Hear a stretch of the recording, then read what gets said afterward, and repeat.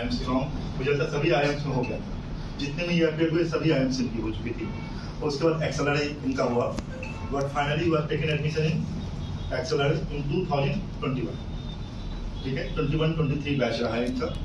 और इस तरह करके अभी इंडिया में XLRI से हाईएस्ट पैकेज, डोमेस्टिक पैकेज में इनसे बड़ा किसी का पैकेज नहीं, माइक्रोसॉफ्ट कंपनी में 78 लाख का पैकेज इनका मिला है इंडिया में, बहुत बड़ी है। तो मैंने कहा पहले हम सभी लोग कंप्यूटर कर देना है।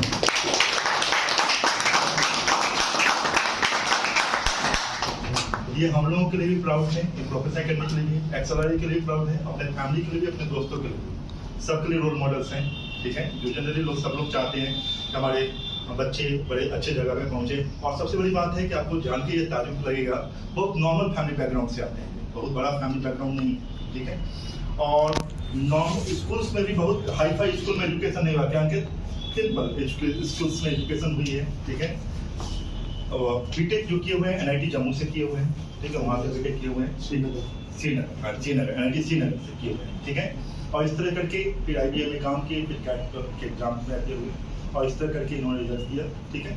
हम सभी लोगों को ये जानना है, ये हम लोगों के बीच शेयर करेंगे एक स्ट्रेटजी, क्या कैट में हमारा होना चाहिए, कैसे how to get the maximum percentile, ठीक है, इस पे। फिर उसके साथ साथ है कि फिर कॉलेज में हम जाते हैं तो क्या क्या मेंटेन इन्होंने खुद किया है वही चीज बताएंगे, ठीक है। इस तरह से हम लोग करेंगे। हमेशा हम लोगों का एक पर्पस रहता है, हम लोग हमेशा चाहते हैं कि मैक्सिमम पैकेज मिले अच्छे कंपनी में। मुझे मैं हमेशा लास्ट क्लास में भी आपको शेयर किया था, लार्ज कैप शेयर किया था। तो लार्ज कैप वाले जो होते हैं, कैप मतलब कैपिटल, जिसके पास बड़ा कैपिटल, तो बड़ी कंपनी मैंने कहा टाटा मोटर्स है, माइक्रोसॉफ्ट है ना, इंटरनेशनल, सब लोग जानते हैं माइक्रोसॉफ्ट के बारे में, इनकी माइक्रोसॉफ्ट कंपनी हुई है, ठीक है। तो हम लोगों का पर्पस हमेशा होता है कैसे बेस्ट पैकेज मुझे मिले, बेस्ट कॉलेज, बेस्ट पैकेज के लिए बेस्ट कॉलेज में होगा। और फिर हमारा क्या हो, एक रेपुटेशन। गवर्नमेंट ऑफ इंडिया के लिए भी इन सभी लोग जो बड़ा पैकेज लेते हैं और इतनी बड़ी कंपनी होती है, ये प्राउड होते हैं। गवर्नमेंट ऑफ इंडिया भी आप जानते होंगे, गवर्नमेंट हमेशा इसे रिवार्ड करती है। गवर्नमेंट चाहती है कि मेरे यहाँ मैक्सिमम IIMs को, ठीक है, क्वालिटी ऑफ स्टूडेंट हो, क्योंकि ये लोग कल क्या बनेंगे, एंटरप्रेन्योर्स बनेंगे। एंटरप्रेन्योर समझ रहे हैं कि नहीं समझ रहे हैं, बड़ा बड़ा बिजनेसमैन होता है, ठीक है। उस तरह की बड़ी, आज ही अंकित मुझे शेयर कर रहा था कि देखिए एक जगह 45 ईयर्स 44 ईयर 46 ईयर हम लोग बात कर रहे थे। तो उस समय आने के बाद लोगों के पास एक बड़ा नेटवर्क हो जाता है, जिससे कोई भी अपना ओन बिजनेस स्टार्टअप किया तो आसानी से फर्स्ट डे से प्रॉफिट आ गया। इस तरह से आपके पास आगे ये बताएंगे अंकित आपको कैसे। कैट से स्टार्ट करते हैं। सो कैट का बेसिक फॉर्मेट तो सबको पता ही होगा। 3 काइंड ऑफ सब्जेक्ट्स होते हैं, 3 सेक्शंस होते हैं, क्वांट, DIR और VRC, और उन तीनों में आपको करना होता है। सो बेसिकली कैट को बहुत से लोग मोस्टली देखते हैं कि इट्स अ डे, हमें जाके एग्जाम देना है और हमें थ्योरी है वो सीखना है। बट कैट में थ्योरी इम्पॉर्टेंट है, बट थ्योरी से ज़्यादा इम्पॉर्टेंट आपका है कि आप उस पेपर वाले दिन कैसा करते हैं, आप उस 3 आवर्स को कैसे टैकल करते हैं। क्योंकि आपका तीनों सेक्शन बैलेंस्ड होना चाहिए। अगर आपका एक भी सेक्शन खराब हुआ तो आप मोस्ट ऑफ द कॉलेजेस के लिए एलिजिबल नहीं हैं, आप अप्लाई ही नहीं कर पाओगे क्योंकि आपका कट ऑफ नहीं आ रहा होगा। तो आपको तीनों सेक्शंस आपको बैलेंस तरीके से और अच्छे से सॉल्व करने होते हैं। तो इसके लिए आपको प्रैक्टिस करना होता है। पॉइंट 1। पॉइंट 2, कैट में ये जानना इंपॉर्टेंट है कि कौन से क्वेश्चन सॉल्व करना है, कौन से क्वेश्चन सॉल्व नहीं करने हैं, ये जानना ज़्यादा इम्पॉर्टेंट है।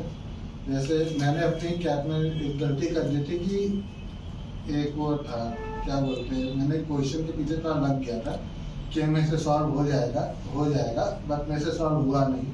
तो मेरा टाइम चला गया और क्या कहते हैं, टाइम चला गया तो मैं सॉल्व नहीं कर पाया। तो उससे मैं थोड़ा नर्वस हो गया कि देखो टाइम चला, मेरा एक सेक्शन खराब हो रहा है, इसको अच्छा करना है। तो मैं प्रेशर में सोचना है कि और जल्दी करते हैं, और हर का काम होता है शैतान का, तो उससे और मिस्टेक होने लगे। और मेरा कैट का एग्जाम उतना अच्छा नहीं गया जितना जा सकता था, जितना मैंने प्रिपेयर करके गया था, ठीक है। तो एक्चुअल में लास्ट डे से मेरा परसेंटाइल थोड़ा गिरा है। सो दैट्स इट, क्योंकि मैं एक साल ज़्यादा पढ़ा था, प्रिपेयर किया था, उसके बावजूद थोड़ा खराब हुआ। बट ऐसा नहीं कि मैंने पढ़ा था उसका मैंने गलत मतलब यूजलेस था। रिजल्ट में मैंने फिर अच्छा किया, मतलब 99 के प्लस लाया था। सो एक वो था, ठीक है। रिजल्ट में 3 सेक्शंस होते हैं, एक आपका क्वांट का हो जाता है, एक आपका वर्बल का हो जाता है, और तीसरा होता है डिसीजन मेकिंग, ठीक है। तो वो डिसीजन मेकिंग बोलते हैं, बट वो डिसीजन मेकिंग नहीं होता है, वो होता है आपका एथिक्स का सेक्शन। सो आपको कुछ बिजनेस सिनेरियो दिए रहेंगे और आपको बोला जाएगा कि आपको करना है, आप क्या करोगे। तो कई बार कुछ ऐसे आपको ऑप्शंस देंगे जो आपको बिजनेस के सेंस में काफ़ी सेंस बनाएंगे। फॉर एग्जांपल जैसे कि आपका कॉन्टेक्ट है एक आदिवासी ट्राइब से, ठीक है, बैकवर्ड ट्राइब, वो सोसाइटी को नहीं जानते हैं और उनके पास वो एक फल को कल्टीवेट करते हैं, उनका एक फ्रूट है जिसका मार्केट में रेट है 10 रुपीज़ और वो भी किसी और को 2 रुपये में बेच रहे हैं। तो आप उनसे कितने में खरीदोगे? आप भी अगर उनको 2 रुपये दोगे आपको 2 रुपये में बेच देंगे, 3 रुपये में भी बेच देंगे और वैसे होलसेल रेट है 7 रुपीज़, जो फार्मर है वो 7 रुपीज़ में बेचा, आपको 7 रुपीज़ में भी खुशी खुशी बेच देंगे। तो बहुत लोग कहेंगे कि भाई बिजनेस सेंस ये बनता है कि मान मैं उसको 5 रुपीज़ में बेच रहा हूँ तो उसको भी मैं ज़्यादा पैसा दे रहा हूँ, मेरा भी पैसे बच रहे हैं। बट जो इथिकल डिसीजन है कि जो उसके पास सामान है वो 7 रुपीज़ वर्थ का है, तो आपको इथिकल उनको 7 रुपीज़ में देना चाहिए। तो इस तरह का होता है, बेसिकली ये होता है। तो निकालने के लिए सबसे इम्पोर्टेंट है कि आपको बेसिक हर्ट का पता होना चाहिए, ठीक है, किसी भी सेक्शन से किसी भी से सब्जेक्ट से आपका इतना लेवल होना चाहिए कि जो इजी क्वेश्चन आ गया तो आपसे बन जाए, ठीक है, हार्ड ना बने चलेगा, हार्ड आप किसी टॉपिक का ना बना पाओ चलेगा, लेकिन जो इजी क्वेश्चन है, जो सिंपल कॉन्सेप्ट्स हैं, ठीक है, जो आपको तुरंत 1 या 2 मिनट में सॉल्व होने वाले क्वेश्चन से कुछ होते हैं, वो हद से आपका बन जाना चाहिए। सेकेंड बात ये है कि आप जब पेपर पढ़ो तो आपका इतना स्किल होना चाहिए, इतना प्रैक्टिस होना चाहिए कि आप एक क्वेश्चन पढ़ के ही बता दो कि क्वेश्चन में से सॉल्व होगा कि नहीं होगा, और अगर होगा तो कितने टाइम में होगा। ये दोनों चीज़ आपको बस प्रैक्टिस से ही आएंगी। तो जितना ज़्यादा मॉक दो, जितना ज़्यादा ये मतलब एटलीस्ट अभी टाइम है तो वीकली 1 मॉक दो, कोशिश करो 2 या 3 मॉक भी दो, और उसके बाद देखो कहाँ गलती हो रही है। मेरा तो यही स्ट्रैटेजी था और मेरे हिसाब से सबसे हेल्पफुल यही है कि जो आपको जो क्या कहते हैं सिलेबस है वो तो आपको कवर करवाया ही जाएगा, नो डाउट, बेसिक आप समझ ही जाओगे, ठीक है। ज़्यादा हार्ड तक अगर आप नहीं जा पा रहे हो किसी सब्जेक्ट में या किसी स्पेसिफिक टॉपिक में तो ठीक है, आपको ज़्यादा एडवांस लेवल पर नहीं जाना, बट आपका ये होना चाहिए कि पूरे सिलेबस में कहीं से भी अगर इजी क्वेश्चन आ रहा है वो आपसे पक्का सॉल्व होना चाहिए। मीडियम भी आप अटेम्प्ट करने लायक रहो, हार्ड नहीं हो रहा कोई बात नहीं, लेकिन मीडियम इजी तो आपसे पक्का होना चाहिए।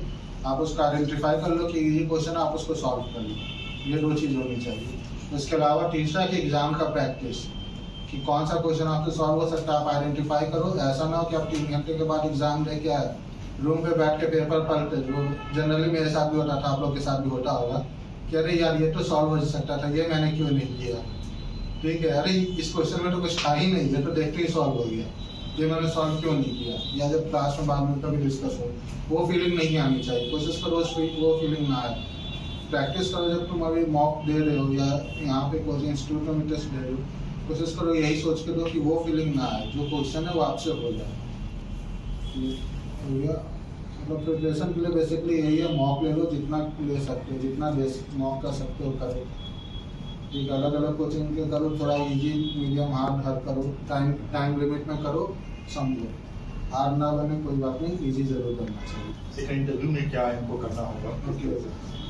हाँ, तो इंटरव्यू में आपसे कोई ये नहीं पूछना देखना चाहता कि आप कितने स्मार्ट हो, ठीक है, कि आपने क्या क्या अकॉम्प्लिश किया है, क्योंकि अगर आप वहाँ इंटरव्यू तक पहुँच गए हो, आपने MBA करने का सोचा, आपने फॉर्म भरा है, तो इसका मतलब आप में कुछ है, ठीक है। वो बेसिकली ये देखना चाहते हैं कि आप एज ए पर्सन कैसे हो, आप कैसा डिसीजन लेते हो, ठीक है, आप कैसे सोचते हो, आपका वे ऑफ थिंकिंग क्या है, और इसमें कोई ऐसा सही गलत नहीं होता, ठीक है। बस आपको थोड़ी ऑनेस्टी चाहिए, ठीक है। आप ऐसा ना हो कि उनको ऐसा नहीं लगना चाहिए कि आपको ले लें, आज ले ले, आप 5 साल बाद इंडस्ट्री में जाओ, बड़ा सा कुछ घोटाला कर दो और कॉलेज का नाम रोशन हो जाए। कल को IIM के अलुमनी ने किया 5 करोड़ का घोटाला, ऐसा नहीं चाहिए, ठीक है।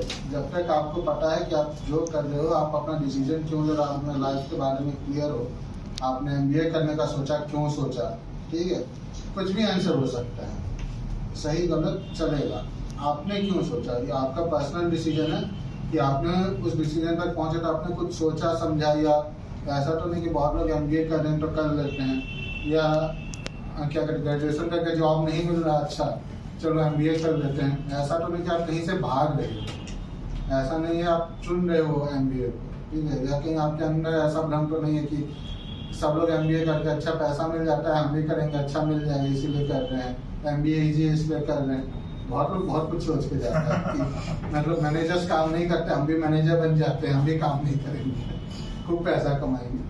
ऐसा तो नहीं है। मतलब आपको पता आप क्या करने जा रहे हो, क्योंकि वहाँ काम होता है, थोड़ा वर्क होता है, और आप क्यों जा रहे हो, आपने कुछ आइडेंटिफाई किया, आप MBA में करोगे, क्यों कर रहे हो और आगे क्या करना है। ठीक है, अगर आपसे कोई पूछे अच्छा 5 साल बाद क्या करोगे, ठीक है, आपके पास एक जवाब होना चाहिए। हो सकता है जवाब सही हो सकता है जवाब गलत हो सकता है 5 साल बाद आप ये कहो क्या 5 साल पहले मैं ये सोचा था, मैं गलत सोच रहा था, कुछ फाइन, लेकिन आप सोच रहे हो कि नहीं, ठीक है, आप डिसीजन ले रहे हो कि नहीं अपने बारे में, आप अवेयर हो कि नहीं क्या हो रहा है आपके आजू बाजू, ठीक है, क्योंकि आपको कल को लीड करना है और आपके पास वो पर्सनैलिटी होनी चाहिए कि आप लोगों को लीड कर पाओ, आपको पता हो आजू बाजू क्या हो रहा है, मतलब सही क्या है गलत क्या है, ये सब आपको पता होना चाहिए। और मतलब बेसिकली ये ऐसा नहीं कि MBA करना है तो कर रहे हैं, पापा बोल रहे हैं कर लो, या फलना भैया किए उनका अच्छा हो गया तो हम भी कर रहे हैं, ऐसे नहीं होना चाहिए। हम लोग बना कि MBA ये है, MBA का डिमांड ये है, मेरे पास ये स्किल्स है जो मैं MBA में कर सकता हूँ, वो ये खोजते हैं। तो इंटरव्यू में अगर आप जाके ऐसा खुद बोलो क्या मैं सबसे ज़्यादा क्वालिफाइड बन रहा हूँ मुझे ले लो, वो नहीं लेंगे। ठीक, तो बहुत से लोगों के साथ ऐसा होता है, उनकी प्रोफाइल बहुत अच्छी होती है, बंदे सॉलिड होते हैं, मगर इंटरव्यू में जाकर बस अपना यही बताते थे अचीवमेंट, उनको वहाँ अचीवमेंट से आपका जो इंटरेस्ट है थोड़ा बहुत इंटरेस्ट है, बट वह आपसे एक पेपर पे भी लिखवा के मांग सकते हैं, एक सिंपल क्वेश्चन बताओ तुमने आज तक क्या अचीव किया है, एक पन्ना ले लेंगे, तुम एक पन्ना लिख दोगे वो पाई लेंगे। वो इंटरव्यूइस्ट ले लेंगे कि तुम कैसे सोचते हो, तुम सोचते हो कि नहीं सोचते, तुम्हारा पॉइंट ऑफ व्यू क्या है, तुम्हारा अपना सोचने का तरीका है कि नहीं है, क्योंकि आजकल बहुत लोगों के पास नहीं होता। बहुत लोग ऐसा है कि उनको कुछ चाहिए, कोई बताए कि हमको ऐसा करना है तो वो ऐसा करेंगे, खुद से वो लोग रिस्क नहीं लेना चाहते। कहीं आप ऐसे कैंडिडेट तो नहीं हो, अगर आप नहीं हो, अगर आप खुद से सोच रहे हो, आप अवेयर हो आजू बाजू आपके क्या चल रहा है, मार्केट का क्या कंडीशन है, आपको नेचुरल इंटरेस्ट है किसी चीज़ में, तो वो चीज़ है। दूसरी बात वो ये थोड़ा पूछते हैं कि आपने अगर किसी चीज़ में टाइम दिया है तो आपने उससे क्या लिया। अगर फॉर एग्जाम्पल किसी ने BCA किया है तो उसने थोड़ा कंप्यूटर साइंस के बारे में कुछ पढ़ा होगा, कुछ उसको पता होगा, तो उसने क्या पढ़ा क्या समझा, क्योंकि आपने सीरियसली आप कुछ तो लेके आना है ना वहाँ से, आप क्या लेके आए हो, और क्या आप जो लेके आए हो वो सिर्फ किताबी ज्ञान है कि आपने उसके आगे भी कुछ सोचा है। ठीक है, अगर आपसे एक क्वेश्चन पर ट्विस्ट कर दिया जाए कि आप सॉल्व कर पाओगे कि नहीं कर पाओगे, बस इससे ज़्यादा वो नहीं पूछते। इंटरव्यू काफ़ी रिलैक्स होता है, ये तो खुद सर ने तैयारी करवाई थी, तो सर आप लोग के साथ हैं, यहाँ पर नहीं बोल सकते हैं स्टोरी टेलिंग, हम लोग क्या कहते हैं स्टोरी 5 इयर्स का एक क्रिएट किए, मतलब 5 इयर्स के बाद 10 इयर्स मैं खुद सर के साथ 2-3 घंटे बैठा था। ठीक है, मैंने अपने बताया कि सर मैं ऐसा करना चाहता हूँ, ये करना चाहता हूँ, सर ने हेल्प किया मुझे, मतलब खुद की प्रैक्टिस स्ट्रेटन करने को, सर आपकी भी कर देंगे। एक जो हम अभी बता रहे थे एथिकल और मॉरलिटी के बारे में, जिन्होंने यही बताया आपने सुना होगा, हमेशा कहते हैं मस्ट हैव टू एथिकल, कि हमें ये करना है, किस लिए करना है, हमें इसका लॉन्ग टर्म इफेक्ट क्या होगा। मैं हमेशा कहता हूँ 5 इयर्स के बाद 2 इयर्स हमारे फैमिली पर क्या इम्पैक्ट पड़ेगा, हमारा बात 2 इयर्स के बाद ऐसा कुछ स्टोरी आएगा तो उस पर क्या इम्पैक्ट पड़ेगा। तो हमेशा मुझे क्या करता है, हम कभी कोई गलत काम करते हैं तो मुझे रोकता है, this is called ethical person, that is called morality. MBA में हमेशा ये मेंटेन करना होता है एथिक्स एंड मॉरलिटी, जो उन्होंने पहले कहा है कि भाई आपको इसको मेंटेन करना है, एथिक्स एंड मॉरलिटी। ठीक है, बाकी हमारी मेहनत होती है, इंटरव्यू के लिए बता चुके हैं, तो आप अच्छे कॉलेज में जाते हैं तो कॉलेज आपको डेवलप करता है। हाँ, तो कॉलेज में काफ़ी सारी चीज़ें होती हैं, आपको जिस चीज़ में भी इंटरेस्ट है आपको उसके लिए कम्युनिटी या इंटरेस्ट ग्रुप मिल जाएगा। फॉर एग्जाम्पल ये बताता हूँ, फोटोग्राफी के लिए, एक डांसिंग के लिए, एक क्विज के लिए। मैं HR से MBA किया हूँ तो HR रिलेटेड एक है, एक इंडस्ट्री रिलेशन आधार रिलेटेड है। ठीक है, फैक्ट्रीज में कैसे काम होता है, फैक्ट्री में वर्कर में कैसे, उससे रिलेटेड कमिटी है। तो मल्टीपल कमिटीज़ हैं, मतलब जैसे वेबसाइट पे भी होंगे, स्क्रीन पर ऐसे बहुत सी चीज़ें हैं जो वहाँ पे आपको किसी भी चीज़ में इंटरेस्ट है मिल जाएगा। कुछ फॉर्मल है, कुछ इनफॉर्मल भी है। लोग व्हाट्सएप ग्रुप भी बना लेते हैं, जैसे मेरा एक दोस्त था, उसने एक ग्रुप बना रखा था व्हाट्सएप पे, स्कैक्सी basically skin care association of Excel. So उनका एक वीकली मीट होता था, वीकली या बाई वीकली वो लोग मिलते थे, सबके पास जिसका जो फेस मास्क या जो भी स्किन केयर से रिलेटेड प्रोडक्ट्स हैं, सब अपने अपने प्रोडक्ट लाते थे, सब शेयर करते थे, देखो मेरे पास ऐसा है, मैं ये कर रहा हूँ, सब एक दूसरे पे तो एक दूसरे को हेल्प करते थे इसमें, और अपना अपना लोग नॉलेज शेयर करते थे, एक दूसरे का प्रोडक्ट से ट्राई भी करते थे। अच्छा ये उसके साथ साथ यहाँ पर नेक्स्ट कौन सा प्रोडक्ट खरीदना है और क्या करना है, वो था जिसको जैसा इंटरेस्ट था।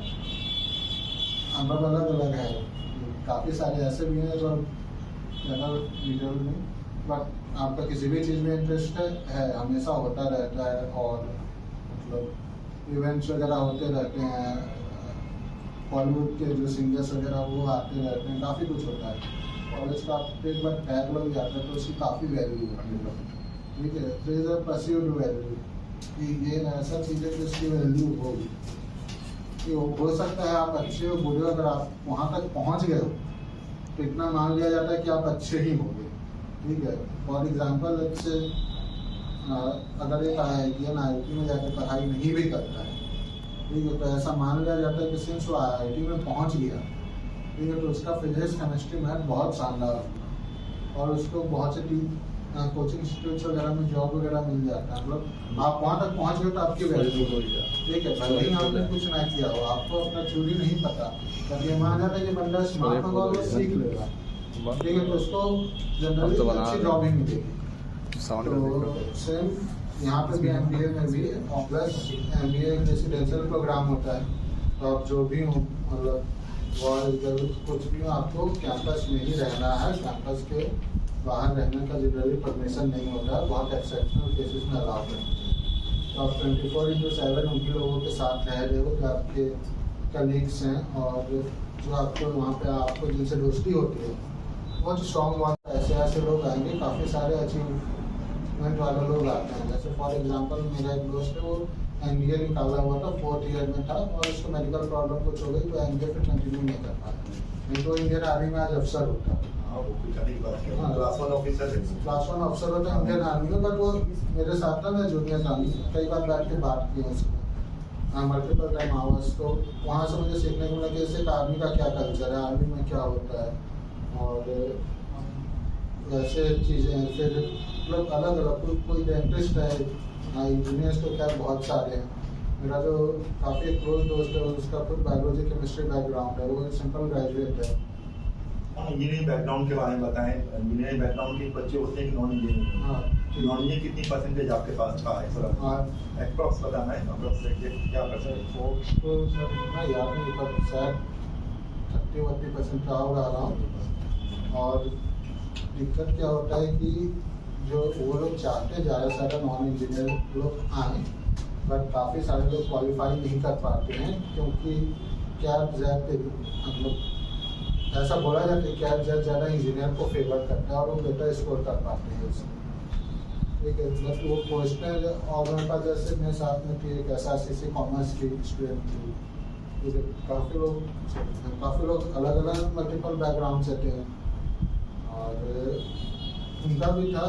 तो उससे क्या होता है कि एक पॉइंट ऑफ व्यू होता है, एज ए इंजीनियर आपको एक तरीके से सोचना सिखाया गया है, ठीक है, कि ये आपका प्रॉब्लम है, इसका एक सॉल्यूशन होगा, आपको सॉल्यूशन तक जाए, एक इंजीनियर का सोच है, ठीक है। एक समबडी जो पॉलिटिक्स में उसका ये सोच नहीं होगा, उसका सोच होगा कि ट्रेड ऑफ है, मैं कुछ भी करूँगा इसका एक अच्छा इफेक्ट पड़ेगा, एक बुरा इफेक्ट पड़ेगा।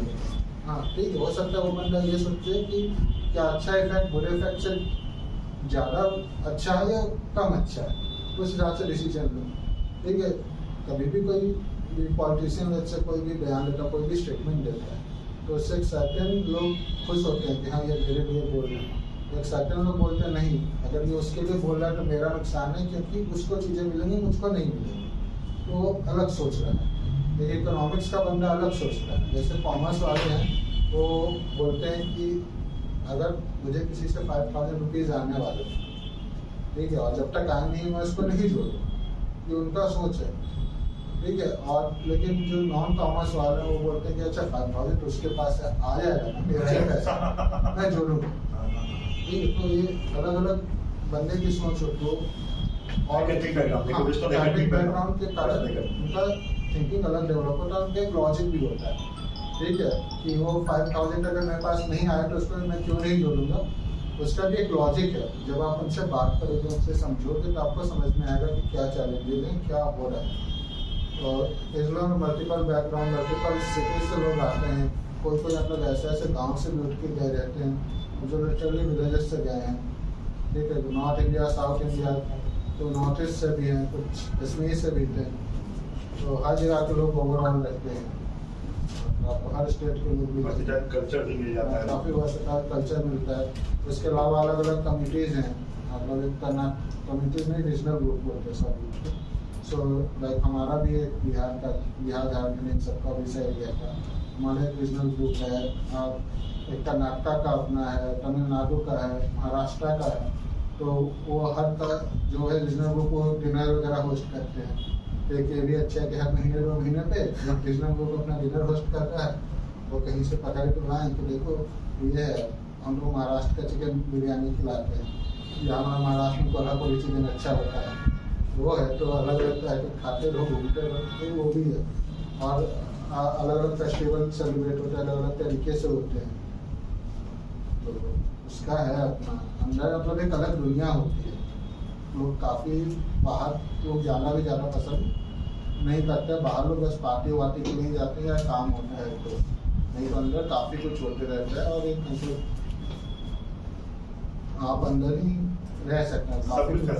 लखनऊ में तो कैंपस में आपकी जो है लोटस जिम के अलावे क्रिकेट मैदान, फुटबॉल सब कुछ अलग है, ठीक है, जो खाना पीना मिलेगा वो 5 स्टार होटल से ज़्यादा ही अच्छा होता है, सब कुछ फैमिली की तरह आपके पास मिलेगा। हाँ, सब इमोशनल अटैचमेंट जो होती है बहुत बड़ी पावर होती है टीचर स्टूडेंट्स के बीच में। हमारे में कम्युनिटी फ्लेक्स, उसका क्या काम है कि वो मूवीज़ की स्क्रीनिंग करवाते हैं कैंपस में, उसके अलावा कोई भी सॉफ्टवेयर या कोई भी ऐसी चीज़ है तो वो आपको हेल्प करेंगे। आपसे कोई सॉफ्टवेयर इंस्टॉल में आप उनको कांटेक्ट करो, आपके लिए सॉफ्टवेयर को इसके लैंग्वेज आपके सिस्टम में इंस्टॉल हो और इंस्टॉल करवाएंगे। और ये मतलब ये लाइफ टाइम का होता है कि कॉर्पोरेशन जो बता रहे हैं कोई आज से 20 ईयर्स पहले भी पास आउट किया हुआ है तो उनके फेसबुक पेज इस पर सिर्फ एक्सेल ही वाले बंदे ही ज्वाइन कर सकते हैं, वहाँ जाकर फ्लिक से रिक्वेस्ट कर सकते हैं, देखो मुझे ये सॉफ्टवेयर नहीं मिल रहा है, तो ये सॉफ्टवेयर मेरे सिस्टम में नहीं चल रहा है, हेल्प करो, क्यों नहीं चल रहा, वो हेल्प करेगा।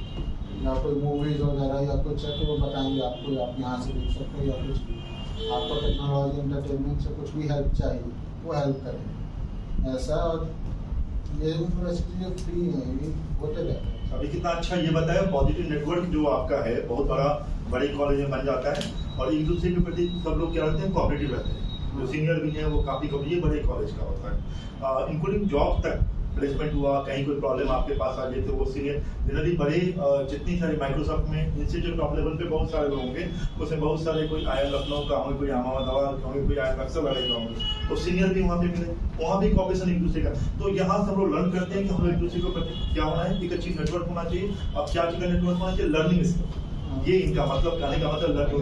दूसरी बात ये है कि एक्सेल जो है वो क्लेम करते हैं we are best in Asia Pacific for HR.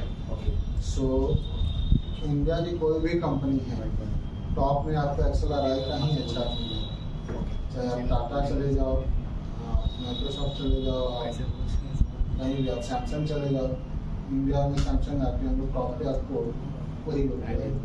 सो ये भी होता है कि रिक्रूटमेंट वगैरह में होते रहता है, एक्सेल का अपना एक्सेल माफिया, हमारा अपना नेटवर्क है। उसके अलावा हर सिटी में एक एक्सेल का अपना चैप्टर है। सो अभी जैसे में हैदराबाद गया तो हैदराबाद में भी है, तो वहाँ लोग मिलते रहते हैं एक्सेलआरआई के पास वाले 20 ईयर्स 30 ईयर्स 40 50 ईयर्स, वो हर साल मिलते रहते हैं। तो हर साल जब इंटर्नशिप होता है बच्चे अलग अलग शहर में जाते हैं, उस समय रियूनियन होता है जहाँ बच्चे सीनियर से मिलते हैं हेल्प के लिए, या हेल्प होता है कुछ पार्टी होती है, काफ़ी बड़े लेवल पे, और काफ़ी बड़े लेवल पे, लाइक वो ऐसा नहीं 4 या 5 स्टार, 4 या 5 स्टार लेवल पे होता है वो सारी चीज़ होटल वगैरह में। और ठीक है, मतलब कभी भी आप किसी को भी एक्सेलआरआई का कांटेक्ट करोगे और एक्सेलर हो तो आपसे वो बात करेगा, आपको टाइम देगा।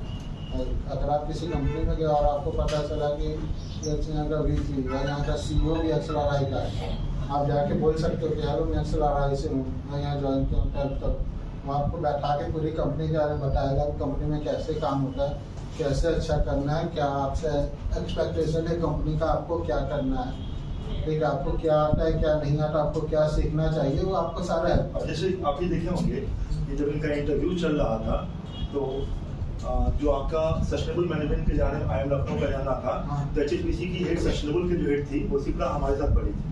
तो सिप्रा याद है आपको, उस समय सिप्रा को आपने मैंने नंबर शेयर किया था, तो सिप्रा को जब मेरा बताया तो सिप्रा ने डिस्कनेक्ट की, फिर मुझे कॉल की कि ऐसे नंबर शेयर की, मैंने कहा तो प्लीज इन्फॉर्म करना चाहिए मुझे, ठीक है। फिर इनको कॉल बैक की, फिर इनको पूरे सस्टेनेबल मैनेजमेंट के बारे में बताया। हर्ष, ठीक है, जॉनसन का पूरा एशिया का है, ठीक है। उन्होंने तो 3-4 इनका लिया, ऐसे लिया मॉक इंटरव्यू। अब देखो क्यों, because you are my classmate, ठीक है। तो वो लोग एक इमोशनल अटैचमेंट रहते हैं कि भाई हमारा फ्रेंड का कोचिंग इंस्टीट्यूट है, वो ज्यादा अच्छा है। अमरिंदु वो इंडिया हेड जो है वो एक बैंक, सिटी बैंक जैसे एक बड़ा बैंक है, उसका इंटरनेशनल बैंक है, उसका इंडिया हेड, वो उसी तरह से इनकी किया। तो इन्होंने जो नेटवर्क का कहा, क्लासमेट्स का कहा, ये इसकी बेनिफिट्स होते हैं। जैसे जिस दिन माइक्रोसॉफ्ट का एग्जाम था, उस दिन सुबह इंटरव्यू था, उस दिन सुबह से हमें एक दोस्त आया, नॉक किया, मैं खोला 2-4 पानी का बोतल, ठीक है, 100-150 का चिप्स वगैरह, ब्रिटानिया केक वगैरह ला के रख दिया। बोला भाई तू मतलब आराम से इंटरव्यू ले, थोड़ा कहीं जाने की जरूरत नहीं है, खाना पीना जो जरूरत हो करेंगे। वैसे मतलब कोई कभी ब्रेक होता था तो, और 1-2 बार शायद किसी ने मेरे दोस्त से नॉक कर दिया था इंटरव्यू के टाइम, तो मेरा दोस्त हुआ कि मतलब मैं इंटरव्यू दे रहा हूँ, गेट लॉक करके वो गेट के सामने खड़ा है कि ना ही कोई आके नॉक करे, ना कोई आके आजू बाजू बात करे, ठीक है। वो बंदा इतना एक्साइटेड था कि मेरा इंटरव्यू 2 दिन चला था, मतलब कुछ राउंड 1 फर्स्ट डे हुआ था और कुछ राउंड नेक्स्ट डे हुए थे, सेकंड डे। तो मैं तो सो गया रात में आराम से 5-6 आवर, वो बंदा रात भर जागा रहा, वो इतना एक्साइटेड था उसको नींद नहीं आया। अब तो कितने कोऑपरेटिव होते हैं। हाँ, तो वही एक बार अगर किसी को कॉल कर दो मैं अभी भी ये ऐसा है हो जाए। तो अंकित का कहना है कि भाई हम सभी लोगों को यहाँ पे target how to take admission in the best college, और उसके लिए कुछ करना थोड़ी है, खाली बेस्ट पढ़ाई करनी है। टॉपिक वाइज ने बताया कॉन्सेप्ट लेके टॉपिक वाइज एक्सेलेंट बनाना है। स्टोरी टेलिंग के बारे में थोड़ा बताएं कि बच्चे को अपने बिहार में थोड़ी प्रॉब्लम होती है। Not telling each and every student, but a lot of student का क्या होता है, उनको प्रेजेंट करना है तो काफ़ी प्रॉब्लम होती है, और उनको बोर्ड के सामने सॉल्यूशन करने के लिए बुलाया जाए तो काफ़ी प्रॉब्लम होती है। स्टोरी टेलिंग का कुछ ऐप आता है ना जो उसको प्रैक्टिस कर सकता है कुछ भी अभी से। हाँ, स्टोरी टेलिंग का है, बट उतना बड़ी बात नहीं है, ठीक है। देखो मेरा कम्युनिकेशन तो मैं देख रहे हो, तो ऐसा स्टिलर नहीं है कि देख के लगा कि हाँ वहाँ बंदा क्या बोल रहा है, या कितना अच्छा ऐसा कम्युनिकेशन, कितना अच्छा कुछ आता है। सिंपल होना चाहिए, तुम जो बोल रहे हो पूरा पॉइंट बोलो, सामने वाला सुने समझ ले। तो उसके लिए कुछ चीज़ें होती हैं, जैसे होता है कि स्टार फ्रेमवर्क। स्टार मतलब होता है कि सिचुएशन, टास्क, एक्शन, रिजल्ट। अगर मुझे कोई भी स्टोरी सुनानी है, सबसे पहले सिचुएशन बताऊंगा कि ऐसा ऐसा सिचुएशन था, फिर टास्क बताऊंगा कि इस सिचुएशन में मुझको क्या करना था, फिर एक्शन बताऊंगा कि मैंने कैसे किया, ठीक है, क्या किया, कैसे किया और उसका रिजल्ट क्या आया। बाद में जब एक लर्निंग भी बता सकता हूँ। 2 से 3 मिनट में अगर मैं ऐसा स्टोरी बता रहा हूँ तो ये काफ़ी कैप्टिवेटिंग हो जाता है, पूरा पॉइंट सीधा, एक स्मूथ फ्लो क्या है। अगर पूरी स्टोरी कोई बताने जाए तो हो सकता है कि कभी एक लाइन में ये बोलूँ, फिर ऐसा कह रहे नहीं मैं वो बात तो भूल ही गया, फिर वो बात मैं बताने जाऊँ तो सामने वाला शायद फॉलो ना करता है। अगर ऐसे बोलोगे होता है। और बोलना इज वेरी सिंपल। लोग देखो सीधी बात, या तो लोग सुन रहे होते हैं या लोग नहीं सुन रहे होते हैं, ठीक है। तुम बोल रहे हो सामने वाला नहीं सुन रहा है, उसका लॉस है, सीधी बात, ठीक है। अगर तुम कहीं भी जाओगे, कहीं भी तुम इस ढंग के आदमी के सामने बैठे हो, तुम बोलोगे वो सुनेगा, कॉमन कर्टसी है। और जब तक वो सुन रहा है तब तक तुम्हारा जो कम्युनिकेशन है वो इतना क्रिस्प और क्लियर है कि जो तुम बोल रहे हो उसको समझ में आ जा रहा है, ज़्यादा एफर्ट के बिना, तो वो सुनेगा तुम्हारी बात है। और जब तक तुम पॉइंट की बात बोल रहे हो, ठीक है। और एमबीए में एक और टर्म होता है गैस। गैस का मतलब ऐसा होता है कि कुछ ऐसे सॉल्यूशंस, कुछ ऐसे आंसर जो हर कोई दे सकता है, किसी को पता हो ना पता हो। For example let's say women important, यहाँ पे कुछ लोगों को पता होगा, कुछ लोगों ने झेला होगा, मतलब एज ए वुमेन आप लोगों ने झेला हो, क्या दिक्कत होती है क्या नहीं होती, आप लोगों के पास कुछ आइडियाज होगा। हो सकता है कुछ लोगों ने ना झेला हो, कुछ लोगों ने ना देखा हो, उनको आइडिया नहीं है, तब भी कोई भी आदमी उस पर 10 मिनट कुछ ना कुछ बोल सकता है बिना मतलब बात सुनने में सही लगेगा, यहाँ बंदा सही बोल रहा है, लेकिन उसका कोई मतलब नहीं बनेगा, उसको आप कहीं इम्प्लीमेंट सच में नहीं कर सकते हो, ठीक है। वो जमीन से जुड़ा हुआ बात नहीं होगा, सुनने में सही लगेगा। तो अगर आप ऐसी बातें बोल दो तो उतनी मतलब एज ए इंटरव्यूअर उसको पसंद नहीं आएगा।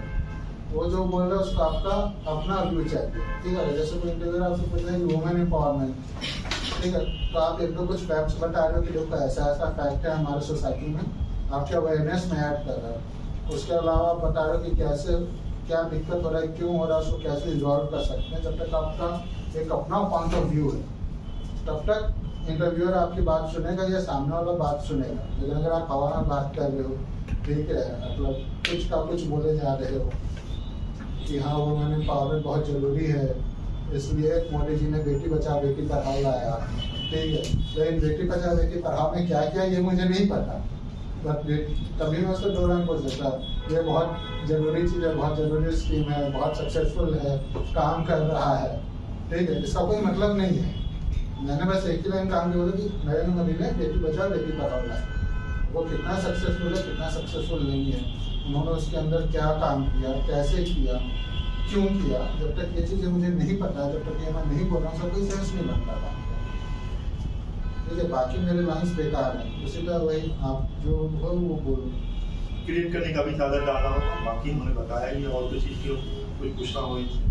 और दूसरी बात, इंटरव्यू के लिए आपको एटलीस्ट 1 मंथ टाइम मिलता है, तो अगर आपको लगता है कि आप अभी ज़्यादा अच्छे नहीं हो, but as long as you can speak in English such that the person in front of you can understand, it's fine, right. बस इतना होना चाहिए कि तुम जो बोलो सामने वाला समझ जाए, क्लियर हो, तुम सही वर्ड्स यूज कर रहे हो, तुम्हारे बात तुम ऐसा ना हो तुम कुछ और बोल रहे हो, सामने वाला कुछ और उसका कंक्लूजन निकाल ले।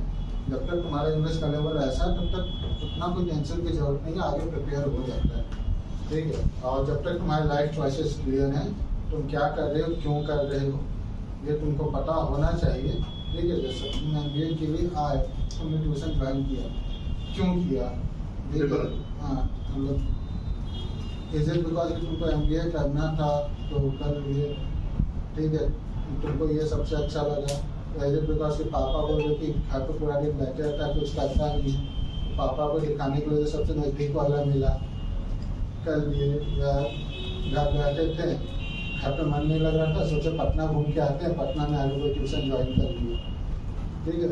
पर्पस है क्लियर होना चाहिए तुम्हारे काम का, अगर ऐसा कुछ है तो ठीक है, बाकी हो जाएगा। हमेशा बेस्ट जो है बेस्ट टारगेट रखना, उसके लिए कुछ करना थोड़ी, बस आपको डेली पढ़ने की आदत बनाना है, सब टॉपिक पर एक्सप्लेन बनाना है। टॉपिक पर एक्सप्लेन होगा तो एक दिन क्या होगा, पूरे सिलेबस कंप्लीट होगा, पूरे सिलेबस हमारी क्या होगा, एक्सप्लेन होगा।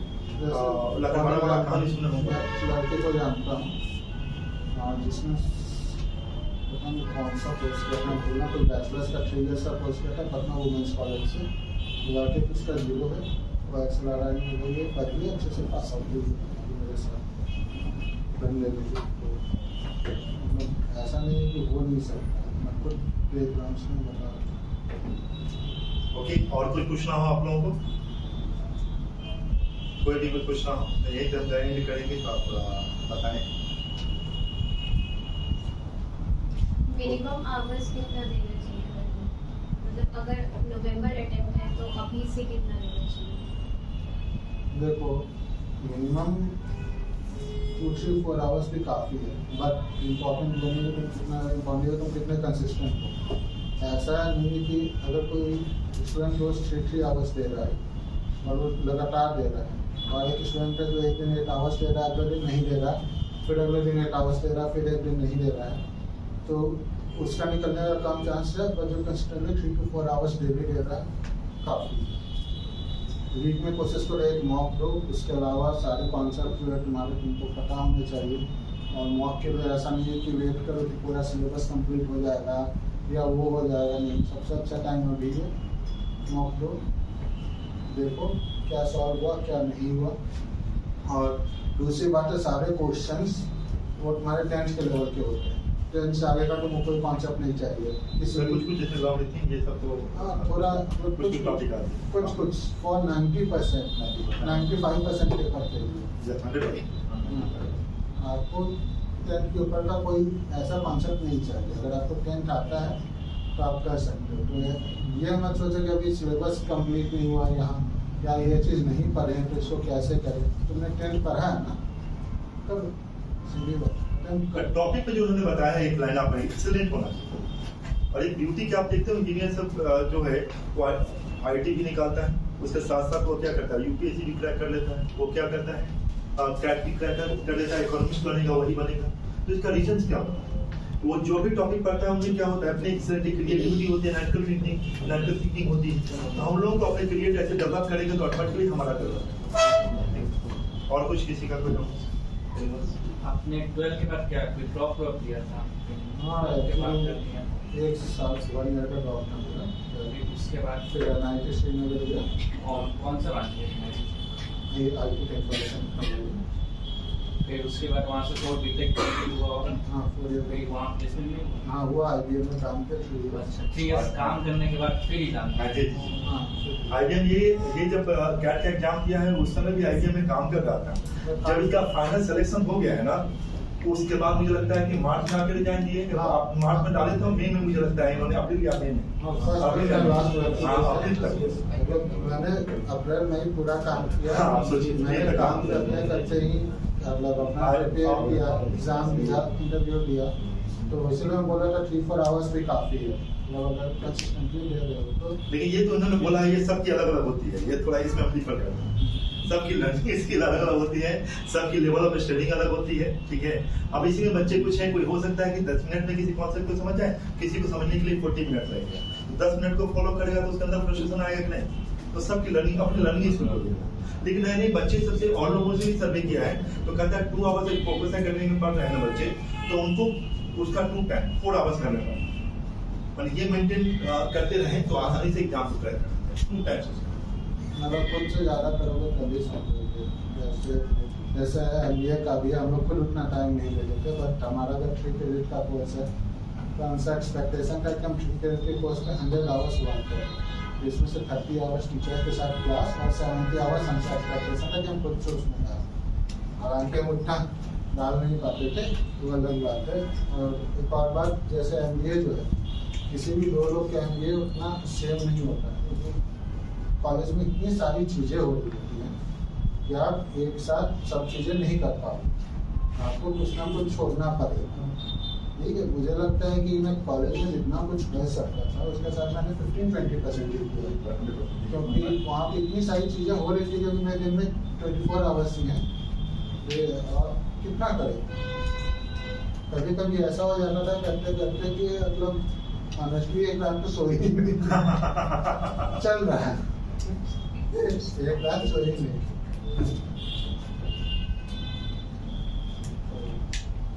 और कुछ IT के बाद MBA क्यों किया, MTech क्यों नहीं किया? देखो मेरा था NIT श्रीनगर से, ठीक है, और बात यह था कि MTech करने का मुझको एक ही फ़ायदा होता, अगर मैं रिसर्च फील्ड में या ये प्रोफेसर के लिए उसको मैं टीचिंग फील्ड में जाना चाहता हूँ, वो भी रिसर्च ही होता है। अगर मैं रिसर्च फील्ड में जाना चाहता तो MTech करना था। उसके अलावा अगर मैं लोग से IIT बॉम्बे से भी कर लेता हूँ, ठीक है, 2 साल वो सिखाते वो अलग एडवांटेज है। अब मेरा उसमें 2 साल जाता और 2 साल बाद मैं जहाँ मैं अप्लाई करता, मेरे पास इतनी कैपेबिलिटी थी कि मैं खुद से पढ़ के वहाँ अप्लाई कर सकता। मेरे सीवी में ऑलरेडी NIT श्रीनगर था, तो अगर मैं अमेजोन या गूगल में भी अप्लाई कर रहा हूँ तो मुझे वहाँ से कॉल बैक आएगा। ये तो मेरे उतना यूजफुल नहीं था। अगर आप कोई Tier 3 सिटी से Tier 3 कॉलेज से हो और जहाँ आपका कोई कॉलेज ऐसा है कि आपका भीड़ में एप्लीकेशन हो जा रहा है, तो आपको अच्छी जगह से एंटर करने का फ़ायदा होगा।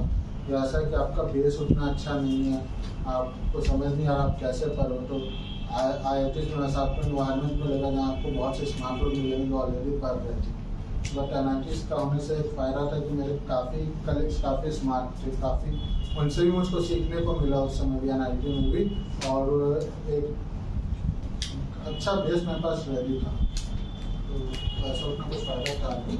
और दूसरा बात MBA का, कि मैंने MBA इसलिए भी किया क्योंकि ऑनेस्टली उस समय मुझको MBA ज़्यादा चैलेंजिंग लगा, क्योंकि इंजीनियर मुझे इंजीनियरिंग क्या कहते हैं, मैं 3 साल इंडस्ट्री में काम कर चुका था, तो मुझे उतना चैलेंजिंग नहीं लगा जितना मुझे MBA चैलेंजिंग लगा।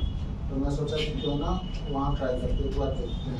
अच्छा, ये मिथ है क्या, ये 45 इयर्स के बाद सॉफ्टवेयर से ये हो जाता है, रिटायर्ड कर दिया जाता है? ये है मत का बात नहीं है, बात ये है कि सीधी बात ये लोग को कैसे समझते हैं।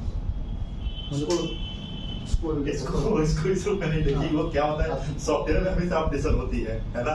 लर्निंग स्किल यंगस्टर के पास ज्यादा होता है कंपेयर टू जो 45-46 इयर्स में सॉरी लेफ्ट जोन में होता है, ये रीजन होती है। ठीक है, उसके बाद भी बहुत सारे लोग इतना पैसा आ जाता है वो दूसरे जगह अपने को शिफ्ट करना, कुछ लोग कंटिन्यू भी रखते हैं, कुछ लोग मैनेजर स्कूल में चले जाते हैं।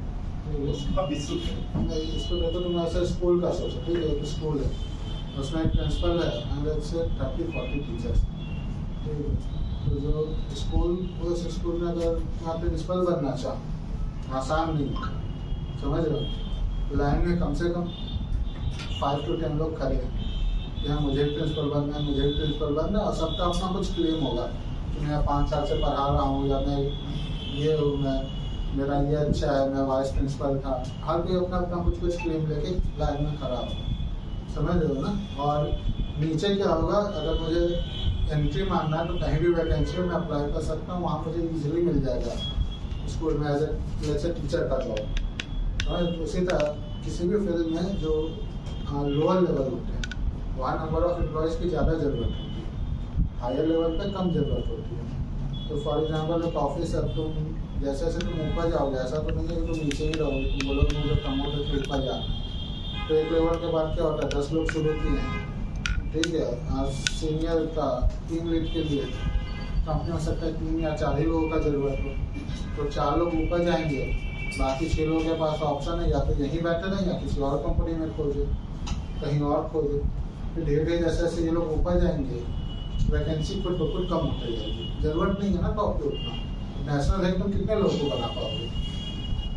एक तो ये भी होता है ऑपरेटिंग एक्सपेंस कम करने के लिए भी किया जाता है। इन्होंने बताया ही है, देखिए मान लो कि एक 50-60,000 पे सैलरी पे काम कर रहा है और 15 साल के बाद वो जब काम करने के लिए जाएगा तो 3 लाख सैलरी होगा, 5 लाख सैलरी होगा, 6 लाख सैलरी होगा। तो आप सोचिए 6 लाख में कितने लोग आए। ये बड़ा कॉन्सेप्ट है। और प्राइवेट कंपनी में पहली जो चीज होती है वो कॉस्ट कटिंग की बात है कि कैसे ऑपरेटिंग एक्सपेंडिचर में रखा, यही ना, यही रहता है, यही तो मेरी लॉजिक है। कॉस्ट कटिंग भी है और दूसरी बात है टॉप पे जगह भी नहीं है। हाँ, जगह नहीं है।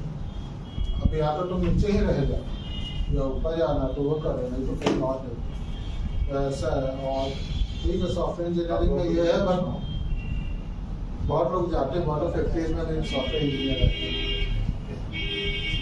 और किसी का आपने वो जॉब डिजाइन किया था, साथ में किया था? साथ में किया था, मैंने डिजाइन किया था, मतलब मैं 1 जून में लास्ट वर्किंग डे था और उस समय तक मेरा रिजल्ट वगैरह सब आ गया था। कैसे मैनेज कर लिया टाइम एंड ऑन जॉब की पढ़ाई? पूरा वर्क फ्रॉम होम था तो ये ट्रैवल वगैरह में कोई टेंशन नहीं था। फिर वीक में 2 दिन ऑफ मिलता था। मेरा 8 आवर्स का वर्क था, मैं अपने रूम में बैठ के चेयर पे वर्क कर रहा हूँ, उसके बाद मेरे पास 16 आवर्स फ्री। अगर मैं 1 to 2 आवर्स फ्रेंड के साथ भी घूम रहा हूँ, ठीक है, 8 आवर्स सो रहा हूँ, तो आप 2 आवर्स मेरा बेसिक नीड कर ले लो, तो मैं बस 3-4 आप आवर्स ऐसे भी देखिए, आप भी खुद अपने को मैनेज कीजिए। कितने बजे से आपकी क्लास होती है कॉलेज? 10 बजे। आप फिर बगल में जब रहती है कितने बजे छूटते हैं? 4 बजे। फिर कहाँ आती है? प्रोफेसर यहाँ से कितने बजे छूटती है? 7, 6:30, 7 है ना, 7 o'clock से दूर करते। फिर 10 to 7 समझ रहे हैं, अब आती है बीकम बैकग्राउंड, तो वहाँ भी घर में जाकर उनका भी पढ़ना है, वहाँ फिर पढ़ना है, कॉलेज पढ़नी वहाँ भी करना है, वहाँ भी 2 to 3 आवर्स देना पड़ रहा है, फिर इंस्टीट्यूट में काम करना है। तो कैसे मैनेज, बच्चे को तो है करना है, तो करना है, मैनेज करना हो। डिस्ट्रीब्यूशन नाइट का टाइम बना लिए, बीकम पढ़ेंगे, मॉर्निंग में क्या करेंगे, प्रोफेसर करने के मटीरियल्स पढ़ेंगे, ऐसे डिस्ट्रीब्यूट करके पढ़ना होगा, तभी कर सकते हैं। उसका जो 7 से नेक्स्ट डे 10 तक फ्री है। 7 से 10। हाँ, तो उसके पास 15 आवर्स में देखा जाए तो 15 आवर्स में 6 to 7 आवर्स तो आप ऐसे ही हटा दीजिए। 15 आवर्स मान लो तो 8 आवर्स सो ली, 8 आवर्स है, 2 आवर्स तुम्हारा मतलब बेसिक उसमें चला गया था। 5 आवर्स। 5 आवर्स में तो 2 पढ़ना है ना, एक बीकम की भी पेपर पढ़ना है अपना और अपना यहाँ का पेपर पढ़ना है, एटलीस्ट 1 to 2 आवर्स का वहाँ भी 2 आवर्स का होगा, 2 आवर्स का यहाँ भी करना है। तो मैंने कुछ सक्सेसफुल स्टूडेंट को मैंने देखा, उनसे कम्युनिकेट किया कैसे आप निकालें, तो उसमें पढ़ता वुमेन्स कॉलेज की लड़कियां लोग हैं, तो वो लोग बता रही थी, मेरी शेड्यूल कैसे बता रही थी कि नाइट में मैंने बना दिया कि कॉलेज का पढ़े, और मॉर्निंग में 5 o'clock में या 4 o'clock में उठेंगे, मॉर्निंग में आपके कोर्स को पढ़ें। ये डिस्ट्रीब्यूशन है। और इन्होंने बता ही दिया कि कॉलेज में एक्सेलरेट में जो पढ़ाया गया है मैंने कितना परसेंट दे पाया, 15% टू 20%। ये बताया ड्रॉप होगा 20%। ऐसे ही होती है। हाँ, जैसे इलेक्टिव था तो एक समय में मतलब एक सेमेस्टर में 8 to 10 इलेक्टिव्स ऑफर किए जा रहे हैं, 10 से ज़्यादा इलेक्टिव्स, और मैं अराउंड 4 to 5 इलेक्टिव्स सेलेक्ट कर सकता हूँ, क्योंकि मैं बैंडविड्थ ही उतना था, उससे ज़्यादा मैं कर नहीं सकता। तो वही है। तो देखा जाए तो पढ़ाई में भी मैं उतना आधी चीज़ें सेकेंड ईयर में जितना वो ऑफर कर रहे थे उतना कोई स्टूडेंट ले ही नहीं सकता, फिजिकली पॉसिबल ही नहीं है। आपको 4 to 5 सब्जेक्ट में लोग बहुत से बहुत 6 सब्जेक्ट्स लोगे, उसके अलावा बहुत सी चीज़ें होती हैं, केस कॉम का लोग प्रिपेयर करते हैं, फिर बहुत लोग लाइव प्रोजेक्ट करते हैं, बहुत से लोग अलग से कुछ प्रोफेसर के साथ काम करते हैं, कुछ लोगों ने ये भी लिखा है, केस भी लिखा है, और जो यूनिवर्सिटी पे कोई केस लिखा है जिसको क्लास में हो सकता प्रोफेसर आगे डिस्कस करे, मेरे बैचमेंट्स ने लिखा है। तो वो हमारे पास टाइम तुम कैसे यूटिलाइज कर लो, बहुत लोग कमिटीज़ का काम करते हैं, अलग अलग इवेंट्स होते हैं, कॉलेज में जितने इवेंट्स होते हैं मोस्टली बच्चे ही करवाते हैं, फंडिंग लाना वगैरह। एडमिन मिनिमम काम करना चाहता है, मतलब उसका ये भी काम है कि बच्चे सीखेंगे। एडमिन बस वहाँ पे करेगा जहाँ एडमिन को ही करना है, जहाँ बच्चों से हो सकता है वो काम बच्चे करेंगे। तो उसमें ये भी होता है कि फंडिंग लाना, इवेंट के लिए बच्चे 10-10, 15-15 लाख जाके लाते हैं, बात करते हैं। अब समझ में आया। ये बहुत बड़ी चीज बताएं कि आप जिस कॉलेज में पढ़ रहे हैं और वहाँ पे आप प्रेजेंटेशन किसी का लगाना चाहते हैं, आप कहें सर मैं खुद कम्युनिकेट करूँगा, मैं वहाँ करके कम्युनिकेट करता हूँ, वहाँ फाइनल करवाता हूँ। तो आपका क्या हुआ, एक प्लस है कि एक जगह आप पढ़ रहे हैं, और दूसरा क्या कि उस एचओडी से खुद बात करने के लिए चलेगा, और मान लो HOD has given the permission, आपको लगा ना कि मैंने मोटिवेट कर लिया, मैंने किया। ये फर्स्ट डे से अभी से भी हम अपने हैबिट्स को क्या कर सकते हैं, इम्प्रूव कर सकते हैं। बहुत डेली बहुत सी चीज़ें होती हैं, जैसे जो आप लोग को जो चीज़ें बहुत बड़ी बड़ी बात लगेंगी वहाँ जाकर बहुत कॉमन लगता है। जैसे मेरा एक दोस्त है, वो एक बार मेरे रूम पे आया कि भाई यहाँ कुछ इवेंट हो रहा था कॉलेज में ही कैंपस में, तो लाउड म्यूजिक बज रहा था। तो मेरे रूम में म्यूजिक की आवाज़ आ रही है और मेरा एक सेशन है, मुझे बच्चों को बताना है कि कैसे प्रिपेयर करते हैं ये सब, ठीक है। तो तेरे रूम में कैसे भाई आवाज़ मेरे रूम में भी आ रही है, तो अभी कॉल नहीं हो पाएगा, जूम कॉल नहीं हो पाएगा। वो बोला ठीक है, और वो चला गया लाइब्रेरी वगैरह पे। वो जब चला गया तो मुझे रियलाइज हो कि बंदा एक्सेलरेट का पढ़ रहा है, ठीक है। ये अगर इसी बंदे के बात में मतलब अगर ये बंदा 2 साल पहले मिलता तो इसको मैं घूर घूर के देखता ये क्या बोल रहा है, कैसे बोल रहा है, ठीक है। लेकिन वहाँ पे ये कॉमन लगा, क्योंकि वो जितना टैलेंटेड था उतने टैलेंटेड मेरे आसपास और 300 लोग थे, 350 लोग थे, मैं आसपास उतने टैलेंटेड लोग देख रहा था। मतलब एक से वहाँ टैलेंटेड गजब टैलेंटेड लोग थे। यही अच्छे कॉलेज में अच्छे स्कूल में पढ़ने का बेनिफिट है। माइक्रोसॉफ्ट में कंपनी प्लेस करने के लिए आपने कुछ एक्स्ट्रा किया था क्या, सेमेस्टर एग्जाम में जो हुआ था उसी से नहीं, उनका इंटरव्यू होता है, तो हाँ उनका इंटरव्यू होता है, तो उसके हिसाब से प्रिपरेशन करना होता है, ऐसा कुछ मतलब ठीक है। आपने एक्स्ट्रा प्रिपेयर किया था ना सेमेस्टर के अलावा जो कॉलेज का होता था? हाँ कुछ पढ़ा था, मेरा ऐसे प्रोडक्ट मैनेजमेंट था, सो मैंने उसके इलेक्टिव्स लिए थे, सेकेंड ईयर में होता है। उसके अलावा मैंने खुद से पढ़ा था। फिर माइक्रोसॉफ्ट खुद भी क्या कहते हैं केस कॉम एक इवेंट करवाता है, उसमें वो 5-6 आवर्स का खुद लेट्स से क्लास टाइप का ही रहता है, ट्रेनिंग टाइप की देता है। फिर वो आपको असाइनमेंट देता है, वो देता है उसके बेसिस पे, तो मैंने वो सारी चीज़ें अटेंड की थी। उसके अलावा एक हमारे में कमेटी है जिसका काम है कि आपको प्रिपेयर करवाना, तो इंडस्ट्री के टॉप लोग होंगे उनको ले आएगी, ठीक है, कि बच्चों को ट्रेनिंग दो, तो वो आपको देंगे आपको कैसे प्रिपेयर करना है, क्या करना है, इंटरव्यू में क्या पूछा जाएगा। उसके अलावा कॉलेज आपको मॉक भी करवाता है, और मॉक भी दिलवाएगा तो ऐसे बंदों से दिलवाएगा जो आपके इंटरव्यू लेवल के लेवल पे है। मेरा मॉक जो लिया था वो ओरेकल में प्रोजेक्ट मैनेजर था, अगर कोई ओरेकल को जानता है तो मतलब लेवल तुमको पता ही होगा। 15-20 ईयर का वर्टेक्स हम लोग ओरेकल एक one of the top company, उसने मॉक इंटरव्यू लिया, उसने बताया कि क्या है, और वही बंदा फिर मतलब उसका इतना लेवल है, उसने मेरा मॉक लिया और वो मेरे जैसे लोगों का इंटरव्यू लेकर सिलेक्ट भी कर रहा है, समझो ना। तो वो अलग लेवल हो जाता है। और वो ग्रेजुएशन के बाद वर्किंग एक्सपीरियंस लेके एमबीए करना सही रहता है या फिर बिना ड्रॉप लिए डायरेक्ट चले जाओ? देखो वर्क एक्स ज़्यादा अच्छा माना जाता है, बट बात यही है कि इसको वर्क एक्स जनरली ज़्यादा अच्छा माना जाता है क्योंकि वहाँ पे जो बात होती है वो एक इंडस्ट्री में कैसे काम होता है, कंपनी में कैसे काम करना है। तो अगर आप ऑलरेडी काम कर चुके हो तो आपको थोड़ा ये माना जाए कि हाँ आप क्लासेस को ज़्यादा समझ पाओगे। इंटरव्यूज में भी तो प्रेफरेंस मतलब कुछ ऐसा हाँ, होता है कुछ- जिसमें वर्किंग एक्सपीरियंस देखो, देखा जाता है। हाँ देखा जाता है, और कुछ कॉलेजेस होते हैं जो हैवी होते हैं वर्क एक्स के लिए।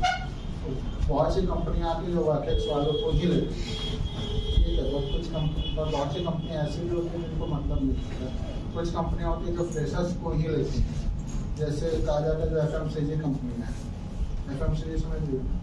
जो आपको वो ब्रिटानिया उठानिया। आप हाँ। ब्रिटानिया हो और ये जो आटा क्या आटा जो आता है प्रवासी का आशीर्वाद वो सब FMCG साबुन, तेल, हाँ, साबुन, तेल, जितना इतनी चीज़ें जो आपकी किराना की दुकान, फास्ट मूविंग कंज्यूमर गुड्स जो जल्दी जल्दी यूज हो जाती हैं, तुरंत तुरंत आता है, चला जाता है, ठीक है, वैसी चीज़ें।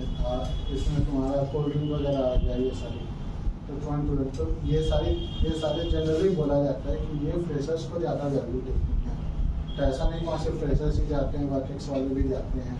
बैंकिंग में पैसा तो नहीं है। बैंकिंग में भी कहा जाता है, मेरा दोस्त है खुद बैंकिंग में गया तो इनका जैसे माइक्रोसॉफ्ट जो है, माइक्रोसॉफ्ट को इंजीनियर का ही है, तो ये बीटेक वाले को ये इन्होंने बता रहे थे बाहर में कि बीटेक वाले फील्ड होता है इंजीनियरिंग का। में लिखा हुआ कि आप जैसे कॉमर्स बैकग्राउंड से तो वहाँ नहीं जा सकते, लेकिन उसी तरह से बैंकिंग में जब देंगे तो वो कॉमर्स वाले को प्रेफर करें, ठीक है। वो क्यों इंजीनियर को क्यों ले, वो लेगा इंजीनियर को, लेकिन वो कॉमर्स वाले ज़्यादा प्रेफर करें, भाई हमें बताना नहीं होगा, उनको सब कुछ बारे आइडियाज होगा। इन्होंने बताया ना, बड़ा एग्जाम्पल 10,000 का एग्जाम्पल दिया कि भाई बैंक ये मानती है कि 10,000 जब तक हम रिसीव करके नहीं देते हैं वो सामने वाले को, तब तक मेरा नहीं, ठीक है। और कॉमर्स में भी इन्होंने कहा यही बताया जाता है। तो इसके बाद इन्होंने एक एग्जाम्पल एक गर्ल्स का भी दी है कि पटना वुमेन्स या कहीं वहीं के बता रहे थे ना, फ्रेशर थी वो पढ़ रही है, हमारे साथ पढ़ रही है। इसके बाद बाहर में भी ये बता रहे थे 20 लाख से नीचे का कोई प्लेसमेंट नहीं है, तो मिनिमम 1.5 लाख रुपया तो सैलरी मिलेगा ना हैंड में। तो फ्रेशर को 0 रुपये से 1.5 लाख मिलता है, बहुत हुआ भाई। 2 लाख रुपये मिल जाती है, 3 लाख रुपये बहुत है भाई। तो आपको जब इतनी बड़ी पैकेज होती है तो थोड़ी आपको वर्क एक्सपीरियंस भी चाहिए। मेरा एक दोस्त है खुद, वो अमेठी लखनऊ से है। तो अमेठी हम लोग कुछ ऐसे बड़ी कॉलेज में उसने बीटेक किया, फ्रेशर है, और अभी उसका कुछ सैलरी है अराउंड 26 ईयरली, और उसका वर्क फ्रॉम है। तो अपने घर लखनऊ से बैठ के वो काम कर रहा है। तो बोल रहा है सब जगह से काम करना, मैं घूमता रहूँगा, एक वीक तुम्हारे साथ काम करूँगा, एक वीक तुम्हारे साथ, एक वीक तुम्हारे साथ।